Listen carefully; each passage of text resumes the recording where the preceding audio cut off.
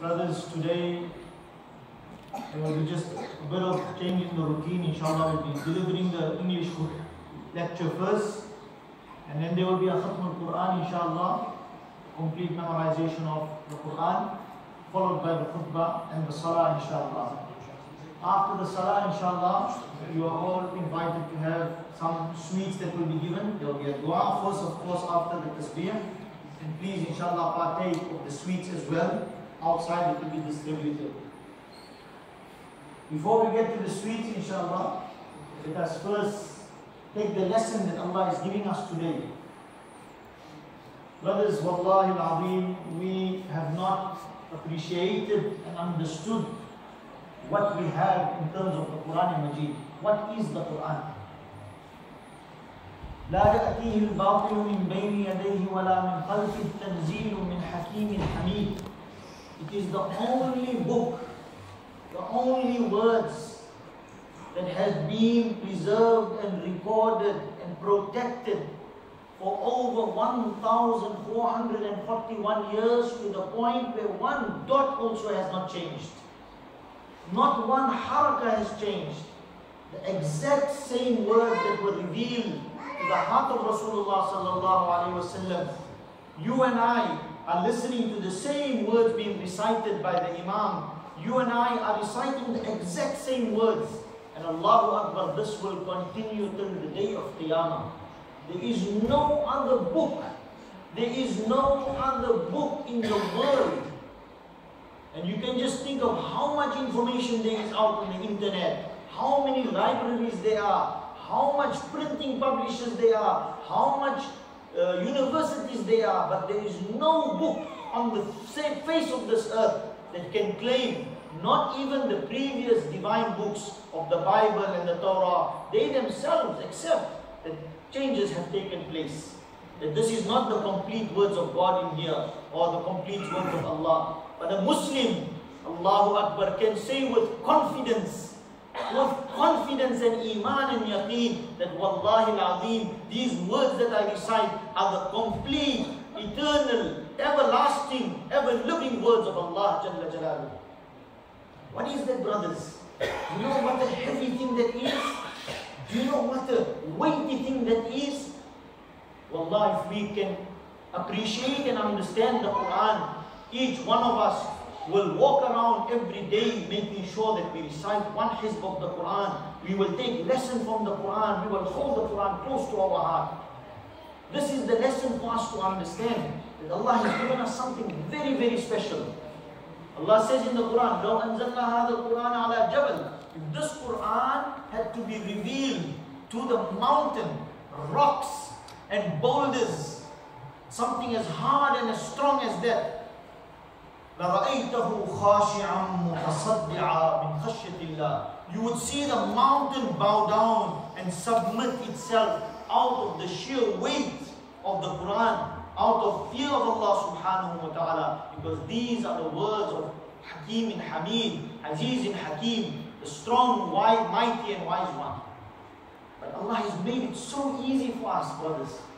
In this time and age, Allahu Akbar, the Quran, you see how many copies we have here of the Quran, how many copies we have here of the Quran. You just open the phone, the app, you can have tens of Qurans on your phone.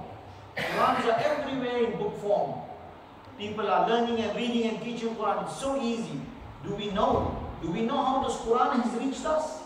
It has reached us, wallahi al-azim, with the sweat and the blood of the Sahaba radiallahu anhum ajma'in. They had to give up their mothers and their fathers for this Quran to come to you and me. They had to give up their wealth for this Quran to come to us. They had to give up their homes. They had to travel hundreds of kilometers, give up Makkatul Mukarramah and go live in a new place just for this Quran. And this is how one ayah after another ayah, you know the famous story.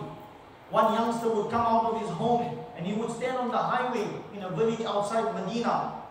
And any caravan or group of people who were coming from Medina, he would stop them and say, look, has any new ayah of Quran been revealed? Can you teach it to me? And day in and day out, he would go out in the morning and at least try to see how he could learn and then go back. This is how Sahaba gave their day in, day out. They had to secretly learn Quran. You know the story of Umar radiallahu anhu. How he became Muslim was when he came to the house of his sister, Fatima radiallahu anha. They were learning the Quran secretly in home. They had to hide and do it. There was fear of their life, fear of their safety. But Sahaba are too far also. Many of us know experience in our own history that how many communist countries it was illegal to study the Quran. It was illegal to own a copy of the Quran. It was punishable and offense against the state to teach the Quran. And how many in Russia, Federation, people, we hear stories, they would go and hide the Quran and bury it in the forests, in the woods. And when it would become dark, 2 or 3 people would go with a candle and they would dig it up and they would read at midnight or 1 o'clock, 2 o'clock in the morning, 1 or 2 pages, close it up, put it back and come back home. How many others we heard that they would sit in their basements and they would lock themselves up in their basements, and one teacher and students would learn and teach, and outside they would hang pork and alcohol to make it seem that it was not a home of somebody who would be reciting Quran.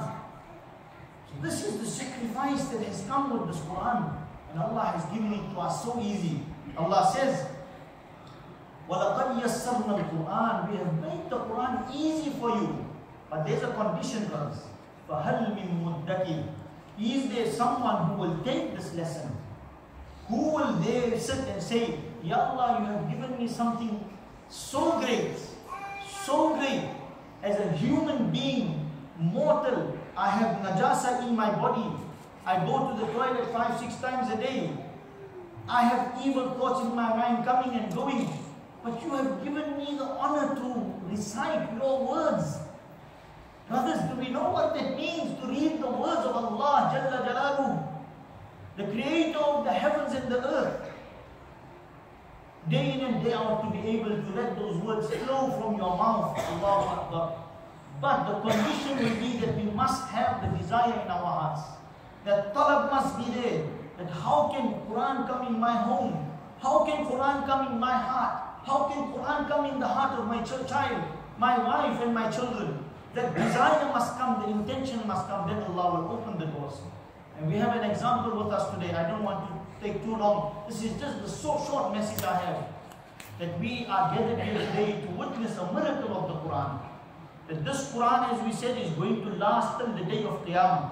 And Allah said, I have revealed the Quran and I will take the responsibility of protecting it. And how does Allah protect it? In the hearts and in the chests. Allah locks it up in the chests of the human being. There is a hadith, where it be a da'if hadith, but it is a hadith.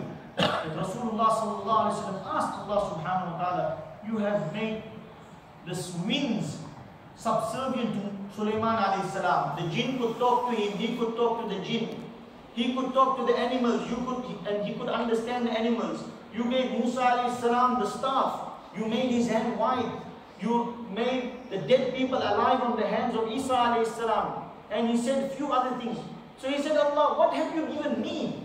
What have you given me, Muhammadur Rasulullah sallallahu alaihi wasallam? Ya Habib, what are my miracles?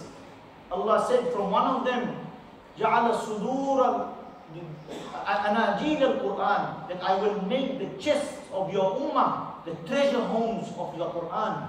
I will make the chests of your ummah the treasure boxes of the Quran Majid. This is a miracle of the Quran, miracle of Allah. Again, show me one book. Show me one book that has been memorized from beginning to end. 600, 700 pages. 6,236 verses. Show me one book in the history of humanity that has been memorized like this, where people dedicate their days and nights to it. Impossible and not possible. Only for the Quran Allah has made it. We are witnessing today. We have, mashallah, with us Hafiz Damon Yusuf Murad, the son of Binyamin Murad, and son-in-law of Brother Shafkat Mehmeti. 30 years old, brothers, 30 years old. He is working, has a family, has children, and he started his journey 6 years ago with the Quran. With that intention. It starts with that intention, brothers. He completed around 23 juz with Shaikh Wasim Jafi in Mariba, Queensland. and he decided that, look, I need to finish it up, I need to give and dedicate my time to it. He took 1 year gap year, and he came beginning of last year, and Alhamdulillah, he completed the consolidation of his Quran, the first part, completed the Quran, and end of last year he was reciting 5 to 6 juz a day, by memory, by heart. Brothers and sisters, this folk rolls off my tongue so easy. It enters your ears so easy. But let us understand the weight of it. Nabi sallallahu alayhi wasallam says every nation has something they are proud about. Look, what is interesting in Melbourne? What is interesting in Australia? You'll go and see this, go and see that, go Great Ocean Road, maybe go Phillip Island, go and see this monument, go and see this place. But Rasulullah sallallahu alaihi wasallam said, my ummah as well have something they are proud about, and they are proud about the Quran. This is a time of happiness for us. This is a time of our iman increasing, our iman in Allah increasing, and understanding from within our own community here in Australia, where Islam is only beginning the infrastructures of Islam, that we have, mashallah, from our community. I give you a bit of history about Brother Damien. His grandparents came from Albania in the 1950s. Long time ago. Who knew that time? Who knew at that time that from their progeny, they will have a Hafiz of Quran? Someone who will not only have memorized the Quran, which is the first stage, but thereafter, inshallah, he has intention to go on and increase his studies and continue with his studies in terms of understanding the Quran, and thereafter serving the Quran, inshallah, as well, and spreading the noor and barakah of the Quran, inshallah. Say Ameen, brothers. And like this, the barakah will spread. Wallahi al-Azim, let us, each one of us, make an intention, at least one child from my home, at least one child from my house, I will dedicate to the Quran Kareem. Everyone should learn how to read Quran. Everyone should learn to practice on the Quran. But to dedicate, to memorize by heart. And what are the virtues, brothers? The parents will be given robes of honor on the day of Qiyamah. They will be passed, VIP pass for 10 people who are Jahannamis. People who are destined to go Jahannam. Not just normal people of the family. People who have wajib. Hadith says, قَدْ وَجَبَتْ عَلَيْهِمْ. That Jahannam is wajib, that they are confirmed to go to Jahannam. Because of the virtue of this one Hafiz in their home. Allah will tell them, go, tell the Hafiz, go and look at your family members. Whoever you want to bring from there and enter him into Jannah, just because you have memorized the Quran, just because you have the Quran in your heart, you have the right to do this. This is what Allah has kept there. In dunya, what Allah has kept? Huda, a guidance. We have sitting amongst us a Hafiz of Quran. We know what it means. Rasulullah sallallahu alaihi wasallam in the battle of Uhud, he gave the flag to Ammar radiallahu anhu. Holding the flag of an army is an important responsibility. It denotes and shows the position of the army. If the flag falls, that means the army now is decimated and finished. Nabi sallallahu alaihi wasallam called Ammar and said, give me the flag. He passed the flag over. Nabi sallallahu alaihi wasallam called Zayd radiallahu anhu. Zayd. And passed the flag over to him. Who was Zayd? Zayd was a young boy. In the battle of Badr, he was not allowed to go to Badr because he was too young. But 2 years after that, he was allowed to go into Uhud. So you can just well understand his age. 16, 17 years of age. Nabi sallallahu alaihi wasallam passed the flag to him. That Zayd, your responsibility today is to hold the flag of the army. Ammar radiallahu anhu felt that perhaps Rasulullah is angry with me about something. Displeased. Why did he take it away from me? So he came to ask for forgiveness. He said, Ya Rasulullah, if I have done something, please forgive me. Nabi Sallallahu said, Ammar, it's not about you. It has nothing to do with you. Don't worry. I gave the flag to Zayd because he has memorized the Quran. This is what the value of Quran, brothers. When we will learn to value Quran over everything else, that is when Allah will give us in dunya huda. The Quran says, Hudan wa rahmah. It is a guidance. We will have light in our homes. We will have peace and barakah in our lives, in our businesses, in our family relations. Wa rahmah, mercy and goodness from Allah subhanahu wa ta'ala. And number 3, shifa, cure. We all complaining, brothers. Who doesn't complain of some sickness? Internal sickness, spiritual sickness, physical sickness. black magic, so many things around us. Allah protect all of us. We want protection. It is in the Quran and Majid. This is the weapon Allah has given us. And then the akhirah is there. Qabr, do you know what you get in the qabr? It is mentioned that a beautiful human being will come, handsome, when the person will be laid in the qabr and everyone will walk away. And it will be dark in there. And you will see this young man, handsomely dressed, shining face, smile on his face, who will come and sit with him. So he will very confused with him, but who are you? He said, don't you know me? He said, no, I don't know you. You're not my family. Never did I meet you.